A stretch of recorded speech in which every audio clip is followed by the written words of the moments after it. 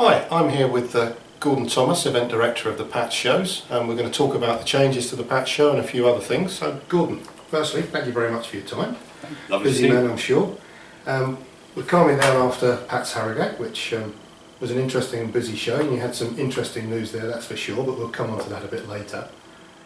Can you give us a little bit of a background of the history to PATS and where it's come from, and perhaps where the team's come from as well? Yeah, of course. I used to run an event at the NEC called Glee, which obviously a section of that was the pet trade.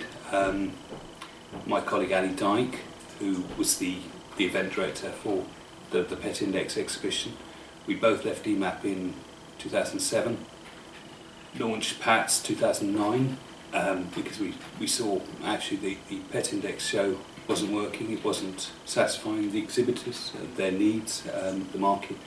So we launched one in Harrogate, one in Sandown Park, and those shows have run very successfully since then. And now actually we're bringing in about 4,000 visitors to the PATS Harrogate and the PATS Sandown shows. So that started in 2009, and obviously right up to 2014. So in 5 years it's gone from strength to strength. You seem to have a different philosophy to the EMAP shows. Do you want to give us a little bit about how you work as a show as opposed to a big central show like Glee? Yeah, I mean, I suppose in one phrase, my answer would be, we've got big company professionalism with small company customer care and service, and that really is how we've looked at it. The team came out of EMAP, our operations manager came with us from EMAP. We started with actually people from EMAP. It was just very lucky that we all came together at the same time. We were all not working for EMAP, and we brought our skills and expertise together to really apply to the pet trade. And that sounds a bit kind of nauseous, but that's fundamentally what we did. So our philosophy is really do it very, very well, but actually communicate, understand, learn about and know the market intimately, which I believe we do. Okay, I certainly think a criticism of the EMAP show was that it was the show that EMAP wanted rather than the industry wanted, and I guess you being on the inside there, you heard that, and that must have shaped your vision for what you wanted PATS to be.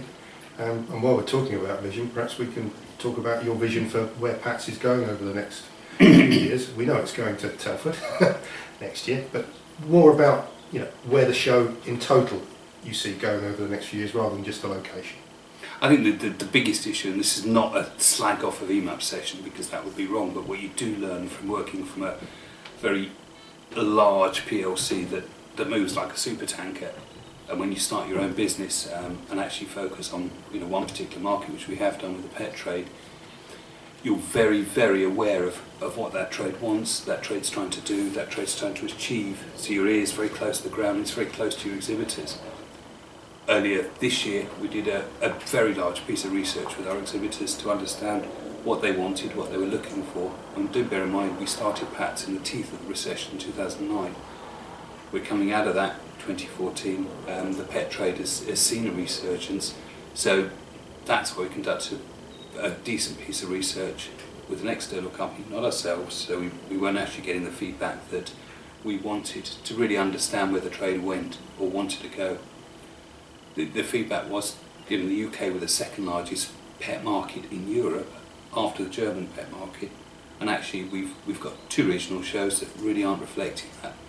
So we made a decision, and for some a difficult decision, not exhibitors but some visitors, a difficult decision to relocate to a more central UK location, which is Telford, not to the NEC, not to kind of mad exhibition pricing with Telford, good modern venue, could accommodate PATS and actually allow us more of a national audience and more of an international audience. When you're looking at Manchester Airport and Birmingham Airport, the two biggest regional airports outside of London, or the two biggest English airports outside of London. So we took the decision towards the middle of this year to move after, as I say, long consultation with our exhibitors, because frankly without the exhibitors, because it's a trade show, we don't have an event, so it's really important that we're working all the time in tandem with them. And if you look at a large trade show I've mentioned earlier, one of the reasons that show is perhaps not remained the size it was and lost visitors is because it hasn't reacted quickly to what its customers are wanting, what its exhibitors are wanting. So that's why we took the decision to move PATS from Harrogate to Telford to make it more international and more national. In a nutshell, exhibitors want visitors, but the right kind of visitors in the right numbers. Obviously you feel that's going to happen with Telford. The international aspect of the show is something that's cropped up recently in press releases and stories we've seen. How big a part of the future of PATS, Telford in particular, is the international visitor going to be? I'm under no illusions that the international attendance at UK trade shows, because that piece of water is difficult. If we can build up our international attendance to get good national distributors from across Europe to start with, then I'd be very happy. We at the moment have just under 100 visitors from overseas, but I'd like to be looking at figures of perhaps 200, about 10% of the audience coming through the doors who actually have come from overseas. But as important as numbers is quality. So it's looking at good distributors, good importers from obviously the big pet markets in Europe and then further afield. And I think the one benefit the UK has and has always had is clearly with the English-speaking world, with the USA, with Canada, with Australia, New Zealand. If you want to buy pet products, it's actually a great place. There's a very common synergy and it's a very easy place to get to. And we're not a Nuremberg, we're not going to be an Interzoo in the short term, but that's the kind of offering that we should be giving our exhibitors, is to say, look, we're the second largest pet market in Europe, clearly Germany's the largest, but we need to look at that as an aspiration. Do you have any other plans or initiatives for the 2015 shows, not just Telford, to make a difference and a different attract for visitors? We always spend lots of money on actually really understanding what our visitors want and trying to kind of make their visit more worthwhile. So we do a lot of work on our seminars, we do a lot of work on our workshops, on our grooming, on our features, our new products, which is particularly important. Harrogate, for example, we had 290 new products launched at the show, so there's a really big kind of central core, because that's what visitors want to see. We know they want to come and see the new products. We continue to do more work on that. And don't forget, when I'm talking about international visitors, we mustn't forget that 90% of our audience is going to come from the UK. So the focus, we mustn't get it out of perspective. Absolutely. That 10% international, yes, 90% international. Sorry, 90% UK, and it's really important that we look at things like we look at things like putting decent buyer packages together. So key buyers, we attract key buyers. We've already got a lot of key buyers to the event, the Amazons, the Pets at Home, etc. But the smaller independent buying chains, it's important that we get them to come to the event and make them feel that it's their event too, which I think we've always done successfully, but we need some more of that.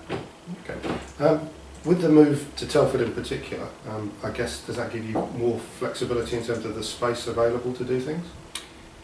It's a much better layout for our exhibitors, for the way the show looks. It's a more comfortable venue to work in. I think certainly from a visitor point of view, they'll see a huge difference. There isn't the town centre madness that we've experienced in the past. It's motorway all the way there. It's free car parking, and actually when you walk in, it looks like a proper modern exhibition centre. Very high ceilings, great atmosphere. We also run another event there, which is an aquatic show.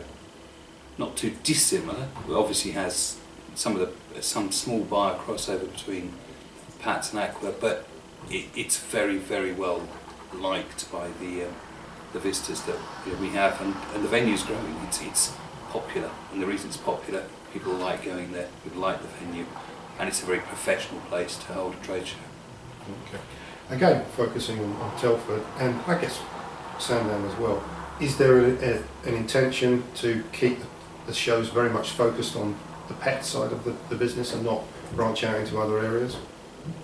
Yeah, it's a purely pet trade show. That's what PATS is. We start as a pet and aquatics trade show. The aquatics guys had different feelings to the pet trade, with different requirements actually more than feelings. So, clearly it wasn't relevant for them. We had a few in the very beginning, but no, it's a pure pet trade show.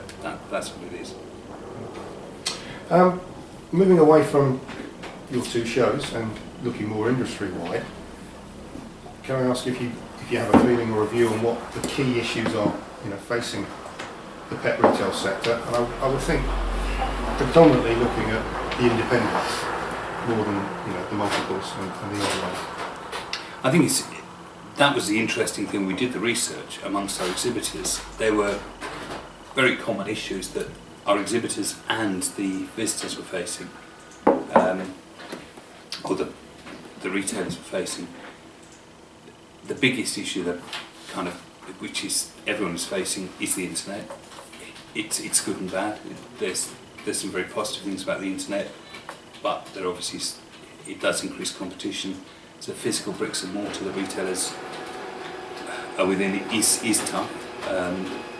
The environment in the high street is tough. Out of town shopping centre and the large multiples is having an effect on the pet trade. We see some good examples though of independent retailers who are fighting that, and that's great to see. It's difficult for some of those retailers, but for others are actually embracing change and going out and trying to capture more and more visitors and more consumers to come to them. Industry events, I feel, do have a role to play in helping educate, as do trade media, ourselves as part of that. What will PATS be doing to help independent retailers, especially over the next couple of events, to help address their concerns and help them get on with doing business in this challenging environment? I mean, ultimately, we're a trade show. We happen twice a year. We have a very short time to put buyers and sellers together. As I touched on earlier, one of the biggest things that we do in our event is showcase the new product launches, which is really important that the market is seen to be, or the trade is seen to be going ahead with offering consumers new ranges, new products. And clearly that's always been a big thrust and a big part of what we do with PATS.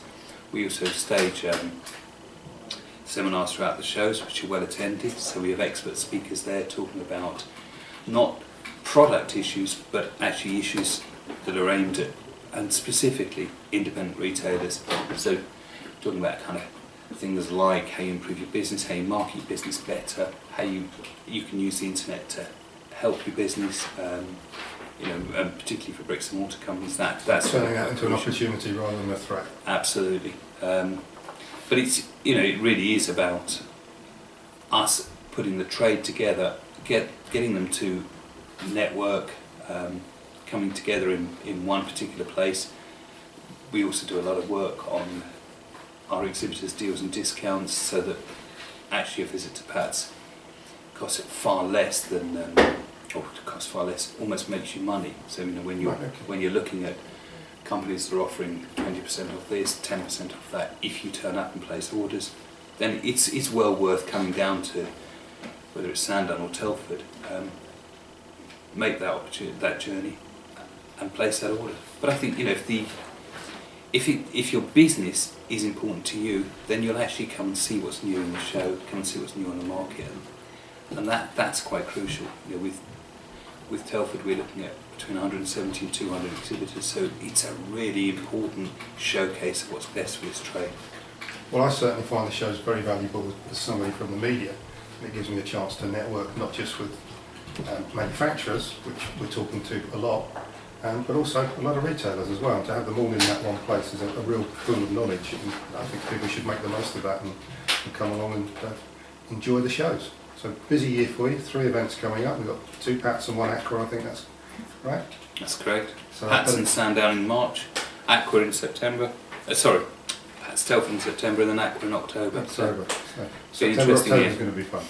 Well, I'll let you get back to running those, and thanks again for your time, Gordon. Cheers, Martin.